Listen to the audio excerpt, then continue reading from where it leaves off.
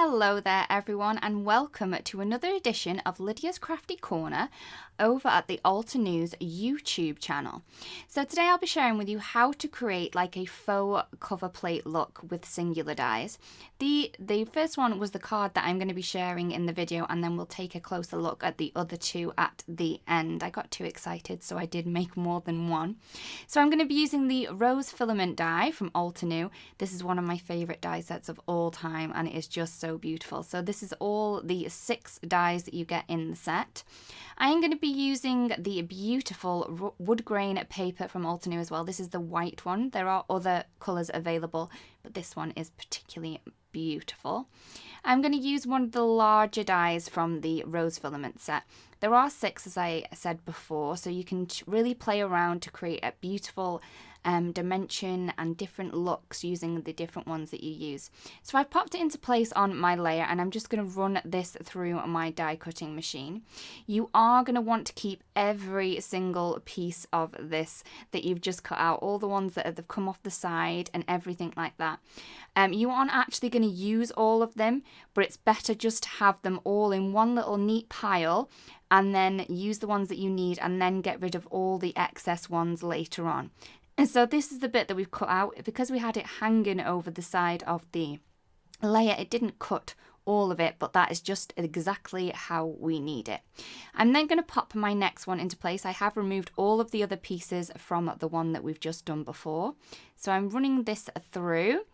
I do like to run mine through twice because there is a particularly detailed die.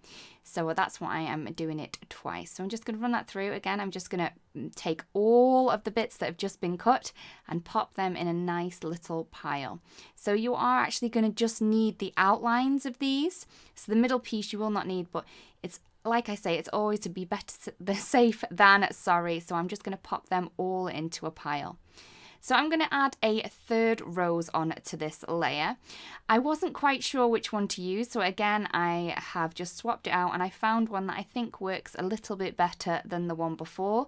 So I've just popped that one down. I would advise you add a little bit of washi tape to your dies before you run them through your machine, as this will keep them in place exactly where you want it. Again, I have run it through twice just to make sure that it is cut beautifully and perfect. Again, I'm just going to pop all of these little bits into one little neat pile so I can use them later. This is the bit that I am left with. So I've got a piece of acetate here, and this is going to help us put our jigsaw pieces together. It's the same size as my card layer, which is a 4 by 5¼ inches. I'm going to add the piece of acetate onto the back of my cardstock. So I'm just using some super sticky glue to the back so I make sure that it is actually stuck to the acetate properly. You could use tape if you wanted to, but I find only for this bit, but I do find that the wet glue really does help you get things in position a little bit better. So I'm going to pop this on top of the acetate and I'm just going to butt it right up to the edge. So I'm going to make sure it's all lovely lined up because we are actually going to really need this in the right position so we can put our jigsaw pieces together. So our jigsaw pieces are the pieces that we have cut out from before. So the ones that we have all in nice neat little piles, and I'll be using those next. So as you can see, I've got all my pieces all up the top, all in nice little piles with the die, and I'm going to start popping these in. I do recommend that you start from the side that you cut last, so the bits that you can see popping into the layer are the ones that you're going to be able to pop in first. If you start from the side that doesn't have any like guidelines, you may get a little bit wrong. I don't like using that word, but I can't think of anything else at the minute. So again, I'm using some wet glue to pop these in. I'm just adding it to the back side, and I'm just adding it in small little drops so it doesn't squish out too much. So again, I'm just going to pop this back into place where it was, and then I'm going to move on to the next one. So you are going to want to remove all of the little pieces from the inside of your beautiful die cuts. And again, save these just in case that you do have a little bit of the outline on them. So I'm just going to make sure it fits, make sure that it is in the right place, and then again add some wet adhesive onto the back of your die cut and pop it into place. If you wanted to, you could actually colour these up, maybe using some markers before you pop them back into place, giving them a different look again. So that would be a nice way of doing it, or you could also do it in pattern paper if you wanted to for another different look. So again, I'm popping this in, making sure that it's nicely stuck down by adding a little bit of pressure, but not too much because I don't want that glue to spurt out everywhere. So I'm going to add in the third rose that we've just cut out and making sure that I've got the right position before I pop it into place. I do find that seeing where it's going to go before you put any glue down does help, because I've done this before and I didn't and I got it in the wrong place, so then I had glue all over my acetate sheet, which didn't look the prettiest, I must say. So I popped this one in, and then I'm going to add the centre into this. You know when I said keep the pieces? This is one of the pieces that might have gotten away from you if you had chucked all your pieces out to begin with. So I'm just going to pop this centre in, again with some wet glue, and then I'm going to go around the edge pieces. So as you can see, there are pieces around the edge that have cut out, and I don't particularly want them to be cut out, so I'm just going to go along and add these pieces in. Again, I would recommend you test them to see that they are the actual pieces that go in there, because some pieces can be kind of sneaky and they can look like the pieces that you think they are, but they are not actually those pieces. So I would recommend just testing them out in the little holes before you place them in. As you can see with these tiny little pieces, I am actually popping the glue on the acetate rather than on the piece. I just found this easier that way because I knew that it was going to cover the whole of the glue splodge if I did get any. So I'm just going to pop in these pieces. This was a piece of the rose that I may have chucked away if I hadn't have kept all my pieces, and I'm going to add in the little triangle that goes by it too. So once I have all my pieces into place, I've then chosen to pop this one onto a grey card blank. So this is the light grey cardstock from Altenew, and I've just made a card blank out of it.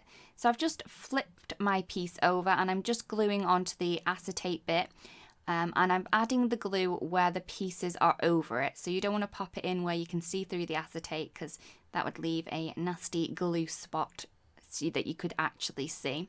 So I'm popping this down onto the card blank, and then all I need to do now is add a sentiment. So I'm using the Label Love set from Altenew. This is one of my favourites and I keep going back to it again and again. As you can see, my cardstock lifted up when I popped that stamp, or when I tried to flip it over. I find I can get rid of this effect by popping the magnets down further towards the stamp so it doesn't lift up so much. I'm using the permanent black from Altenew and I'm stamping this up twice because I didn't really ink it up very well the first time. So now I'm going to pop this out by using my rather large scissors.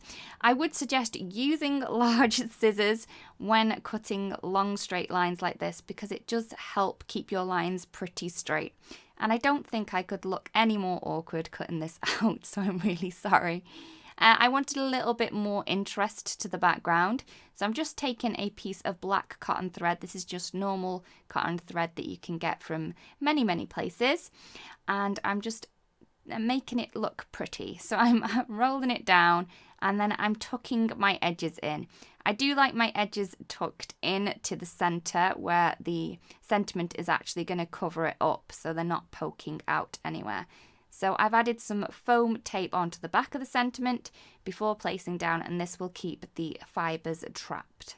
To keep these threads even more secure, I'm going to add some sequins right over the thread, and this will attach it down onto the card as well, so they're not going to move around so much, and then they'll keep them in that position. So this is the card that we've just created. I used 3 of the roses from the rose filament die set, and I've placed this onto a grey card base.